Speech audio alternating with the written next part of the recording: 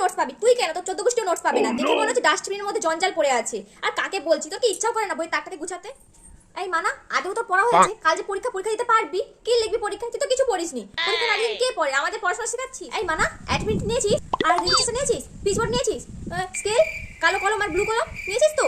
ঠিক আছে, শোন, ব্যাগে এক্সট্রা করে কালো কলম আর ব্লু কলম রাখ, কারণ একটা কলমে লেখা না হলে পরের কলমটা দিয়ে লিখবি। আর কাকে বলছি, সারা বছর পরে নি সাদা খাতা টেপ পেয়ে জমা দিয়ে দিবে, লিখতে তো পারবি না। বেকার তোকে করতে বলছি না, একবারের ফোন রিচার্জ করবে না, পরীক্ষা শেষে পর রিচার্জ করবে। তুই হাসছিস কেন? তোর সব পড়া হয়ে গেছে? নাক করছিস তো, লজ্জা লাগছে না? প্রথম দিন কি পরীক্ষা আছে জিজ্ঞেস করলে তো বলতে পারবি না, আর হি হি করে হাসছিস। আর শোন, পরীক্ষা হলে পেছনে যদি কেউ ডাকে ঘুরবি না কিন্তু, খাতা কেড়ে নিতে পারে। আর হ্যাঁ, সাদা খাতা জমা দিবি না, সব প্রশ্ন লিখে জলের বোতলটা রাখ। আর শোন, আমি বলছি একটা কেক দিয়ে দিই না, পরীক্ষার পর তো খিদা পাবে, তখন খেয়ে নিবি।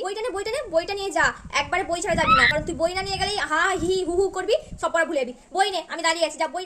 বুকটা না ধরপা করছে, মাথাটা ঘুরাচ্ছে। তোর পরীক্ষা, তোর কোনো টেনশন নেই, ভয় লাজ লজ্জা কিছু নেই, যত টেনশন আমার। মাথাটা ঘুরাচ্ছে না।